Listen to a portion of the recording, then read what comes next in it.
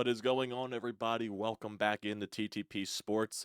And man, that was a more impressive win than the Flyers have had in a little bit. They definitely stopped the bleeding after today's game against the Calgary Flames. They beat them 3-2. They win in regulation, which is, very nice to see. It's Flyers' first win since the Vancouver game. Even before that Vancouver game, they only had one win in their last 7 games. So it's been a little bit since they had a very impressive win. The win against Vancouver was impressive, but they really haven't put together a stretch of impressive wins lately. And today definitely is the start of that. They were much better today. I thought they were the much better team than Calgary. Then, even though Calgary got some, dangerous chances throughout the game, thought Carter Hart made some pretty important saves as the game went along. But it just felt like the Flyers were able to play their game. They were playing for one another, and especially when Calgary was, constantly just bashing your guys down, putting, Sanheim into the boards, putting York into the locker room for a little bit, just, taking some hits and all of that stuff. The boys are stepping up for one another. You got Joel Farabee taking a fighting major 10-minute misconduct to stand up for Cam York. You got everyone stepping up for Travis Sanheim. For some reason, these two teams do not like each other. I guess that's just, from playing each other a couple of weeks ago on New Year's Eve. So I guess there's just some very familiarity there from playing each other a couple of weeks ago. But these teams don't like each other. It's very evident. There were so many scrums after whistles, and especially after the game ended. That gigantic scrum where you got Lawton throwing punches at people, to Konecny calling someone I think he called it someone a pussy, which is classic Travis Konecny. And he also records the game-winning goal today shorthanded, which was absolutely just electric to see the Wells Fargo Center light up like that. It was great atmosphere today. They were recognizing Ed Snyder because today was his birthday. I believe he would have been 91 today, if I'm not mistaken. So it was great atmosphere all around. The barn was rocking. The fans were going crazy. It was electric. And that's basically what the Wells Fargo Center has been a lot this year. Last year with all the turmoil and all that crap with how bad the team was and how just clueless ownership was, it reflected in the attendance. And now that they actually have a plan in place, they got people that are more likable in the front office and actually have an idea of what they're doing. And they got someone to be the face of Comcast that actually cares about the team and actually cares about, making this team better for the long term. It's just, 20 times better, and that's why you're seeing this reflected in much better attendance as the season goes along. And also, winning does help too. Being in a playoff spot does help. I'm not sure if this team was in a if they weren't in a playoff spot. I'm not sure how much the attendance would reflect that, but I'm sure fans probably would have came back just because of how everything has been changing with this squad. But man, just an impressive win today. It stops the bleeding. It's definitely something that you desperately needed with the way that you have been playing lately, especially on that West Coast road trip. You needed this one. You definitely needed this one, and especially bouncing back after the Columbus game where you just really were not your best, where I guess you could just say you're coming back from a long road trip and it just started to wear you down and you were just feeling those aftermath everything from that first home game against the Blue Jackets where you did lose in overtime. But hey, you brought it to Calgary today. It was very back and forth. You didn't back down from everything, which is basically what this team has showcased this entire year. And hey, they actually scored a goddamn power play goal after all the power plays they were getting throughout this game. Seriously, how many power plays did the Flyers have in this game just looking at everything right here? You get 2 power plays at the end of the first period where you don't score on them. Then you get the power play on the boarding against Travis Sanheim. Then you get the whole roughing situation, which somehow turns into you getting a 2-minute power play. And for some reason, Joel Farabee, he gets an instigator penalty. He gets a fighting major, and for some reason, he gets the 10-minute misconduct. I guess because instigation gets you an automatic 10-minute misconduct now these days, which is so stupid.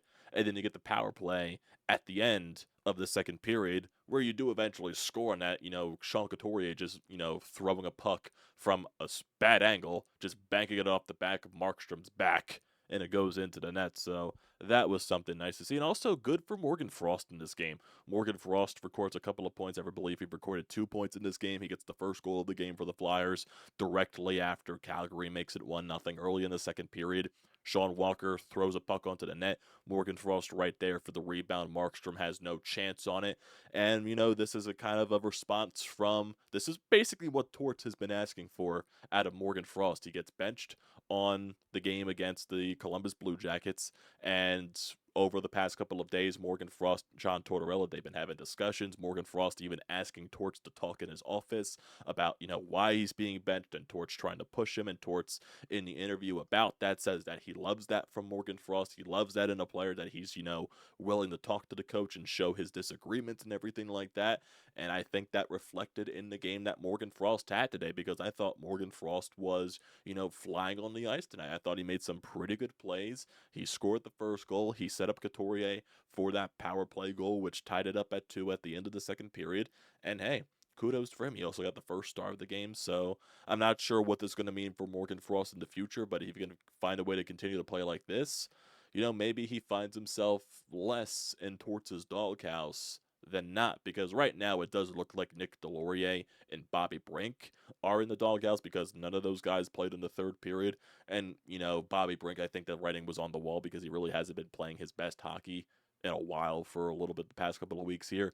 And Nick Delorier, same thing. He really just has not been effective out there. It's really hard to be an enforcer that just stands up for your young teammates, and it really does not provide anything on the fourth line, and you're just getting dominated and dominated and dominated and dominated when your line is out there on the ice on a nightly basis. It's kind of hard to, keep it up, and I think that's why we're seeing Delorier get scratched more times than not. I'm a Delorier guy, but you really can't be an enforcer and not really do anything else. That's just basically what it is when teams are still going after your players. That's just bottom line. I'm sure teams are still going after Flyers players because they know their power play sucks, so they're not really worried about taking a penalty against this Flyers squad, even though it did come back to bite eventually with Calgary tonight. Eventually it did. Eventually it did. But the Travis Konecny goal on the penalty, where it was just crazy things going on basically throughout that entire third period. Garnett halfway for some reason gets a penalty when he's just, trying to play a loose puck in front of Markstrom, and Markstrom throws a punch at Hathaway, and Hathaway just looks like he's trying to defend himself, and for some reason Hathaway is the one that gets called for roughing. No one else even gets a penalty, and then Travis Konecny, Scott Lawton, they force a turnover in the neutral zone. TK goes flying up the left side of the ice, and he just snipes it by Markstrom, and the celebration from TK was just absolutely fantastic. Travis Konecny, absolutely gross. Man is turning into an elite player. He's turning into a star in this league. Much deserved all-star again from TK. And I love to see the growth of TK, man. He's got 5 shorthanded goals on the year. I believe so. Yeah, he's got 5 at the halfway point. I believe someone said he's, on pace to score 10 shorthanded goals this year. So that is just something crazy in itself. But, keep it going, man. Keep it going. I love it. I love when I love when TK just goes on an absolute tear, and I think he is on an absolute tear right now. How many games in a row has he scored in? Because he scored in today's game. He scored 2 goals against Columbus, and one of those was a very nasty goal. Did he score against Edmonton? I'm not entirely sure, but he has been on, a very great pace in the past couple of games. He has 21 goals on the year. Who knows? You're at, what, January 6th? Could you pencil in Travis Konecny possibly getting near 40 goals on the season? Could that be something that TK can do? It's a possibility. It's a definite possibility in that case. So we're just going to have to wait and see on that fact. But hey, if TK can continue to roll like this, it's fun to watch. It's very fun to watch. I would like some more guys to contribute. It was nice seeing Morgan Frost do what he did today, but I would like to see that more consistently from him. And looking at some other guys, Coots was really good today. I would like to see more from Tippett because he's in a cold streak again. Tyson Forrester needs to contribute a lot more, even though he did record a point, I believe, on the Couturier goal. Who else? I'm trying to think of Atkinson.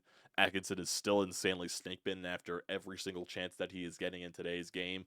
He had a breakaway in one point. He had a very nice shot on a face-off win that just barely squeaked by Markstrom and just grazed the post.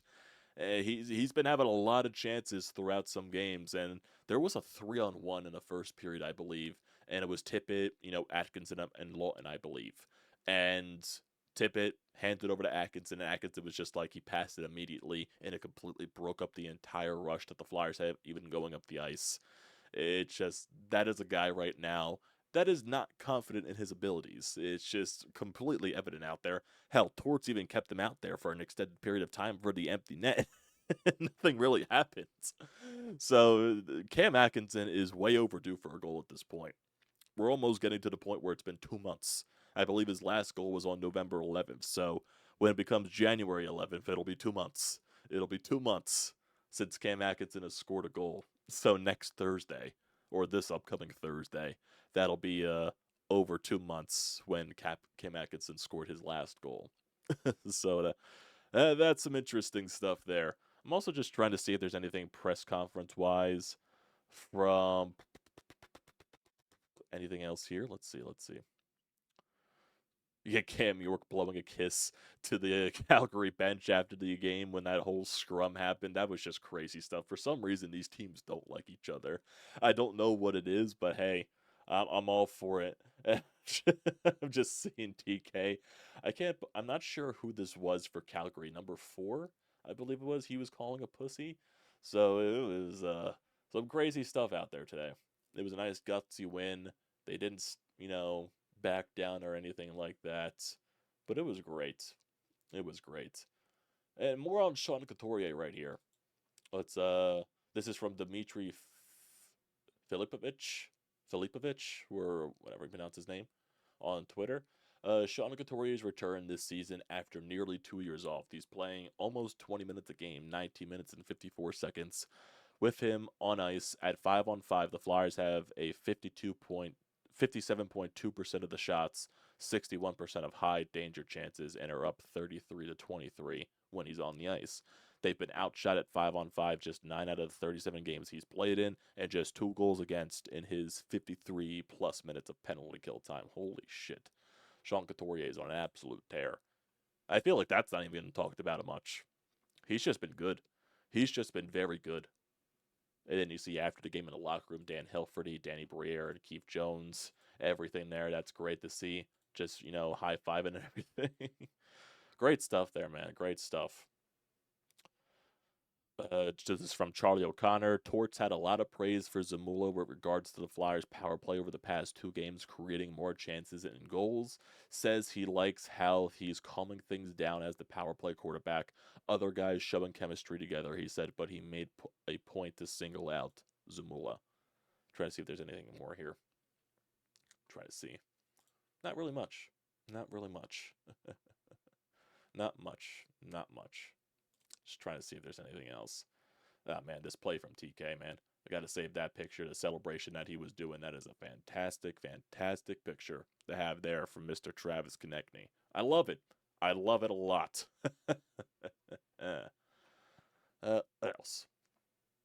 What else? Torch respecting Mr. Schneider. That was a good game for Mr. Schneider, a good style game for him. Rest his soul. It was nice to see all the festivities for Ed. That was nice to see there, because with the whole old regime with the Flyers really haven't been doing much in regards to praising Ed Snyder. I believe they haven't been really mentioning his birthday when it was the old Comcast regime. So they're making it more of an emphasis to praise Ed Snyder, which this team should be doing.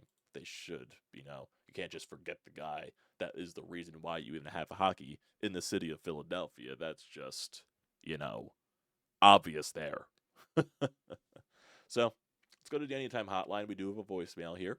If you want to leave any voicemails, it's at 215-839-9885 for future, episodes and everything like that, future live streams. We're definitely going to be having the Eagles recap tomorrow after their game against the Giants, even though the result is basically meaningless at this point. You could still leave your reactions there, text messages, voicemails, or you'll be able to utilize the YouTube live feed whenever we go live. So, let's get to Sean here. Let's see what he has to say so Sean can shut me up. That's a big win for the Flyers today, a stop-the-bleeding type of win, a much-needed win. You kind of felt like, especially after Huberdeau scored, that, the wheels were starting to come off the wagon. Markstrom usually gives them fits. they would be hard pressed to score. But they battled, then they lost the lead again and battled back again and finally won it. Ironically, Konecny scores shorthanded on a bogus penalty by Hathaway. Should have went the other way, but, that's what's known, I guess, as rough justice, NHL style. Big win today. I guess you could say the specialty teams came through with a power play and a shorthanded goal. Got to keep it rolling against Pittsburgh Monday night. Get back on the winning track. Yeah, that penalty against Hathaway was absolute bullshit.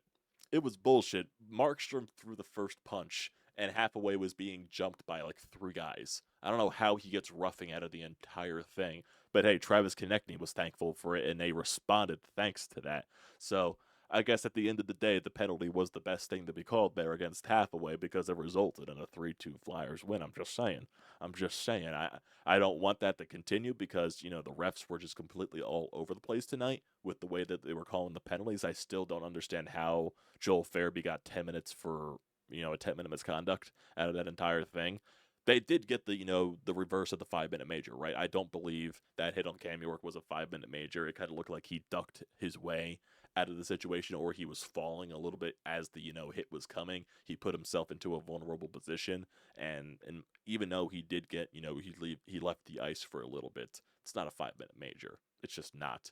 He was falling into it, put himself into a vulnerable position, and that's why the contact to the head happened there. But hey, got yourself a nice win, like Sean said, and yeah, you gotta keep this thing rolling. Got a couple of more home games upcoming before you go out on the road again for 3 straight games. You got Pittsburgh on Monday, and you got the Montreal Canadiens on Wednesday the 10th. And for the Pittsburgh Penguins, I believe they've been playing a lot better lately, if I am not mistaken. So if I can, get back to what the standings look like here and just see here what Pittsburgh has been doing lately. Pittsburgh, they've been hot lately. They're 7-2-1 in their last 10 games. So they've been playing a lot better hockey as of late. They got 42 points on the season. They're 4 points behind the Flyers, even though they do have 2 games in hand on us. Yeah, they just been playing a lot better as of late. The Pittsburgh Penguins have, and then with the Montreal Canadiens, they got 37 points on the year. They're a below 500 team. They are a better road team than they are at home. So I'm not sure if that's a difference maker there, but we'll definitely see if that's the case. And then next weekend actually, you play against Minnesota, you can play against Winnipeg, and you play against St. Louis. That's going to be a tough road trip. That is going to be a tough road trip because Minnesota, even though you beat them earlier this year, I believe, it's always going to be tough going to Minnesota. I'm looking at the record wise right here. They're below 500, so maybe that could be a nice game for you. But they are better at home than they are on the road. Then you play against the Winnipeg Jets, who currently I believe are the best team in the NHL. Yeah, the Winnipeg Jets are the best team in the NHL right now at 54 points. They're 25-9-4. I have no idea where this came from Winnipeg. I guess just getting that cancer that was out of their locker room and Blake Wheeler and all that stuff really just completely reshaped the team. I don't know how, but it has. So Winnipeg has been one of the best teams in the league, and currently right now they are the best team in the league. And then after that game, they play the St. Louis Blues, who they're 2 games above 500. They got 39 points on the year. They're better at home than they are on the road, so I guess if that means anything. And then you come back for 4 games straight at home against 2 Central Division teams and 2 Atlantic Division teams: Dallas, Colorado, Ottawa, Tampa Bay. You play Detroit on the road, and then you play Boston at home to close out the month of January before the All-Star break happens. Because if I'm looking at this right, from January 28th until February 5th is your All-Star break, basically. So that's a lot of time off. There's a lot of time off there. So let's see. The schedule only gets tougher from here, man. This is a very tough stretch for this team. We're going to see what they're made of in this stretch. A lot of tough competition. Pittsburgh's been hot. Winnipeg's one of the best teams in the league. Minnesota and St. Louis, they're good at home. Dallas, Colorado, they're one of the best teams in the league. Ottawa's a tough team to play against, even though they're not record-wise, they're not that good, if I'm not mistaken. Well, Ottawa record-wise, they're not that good. Yeah, they're not a good team at all.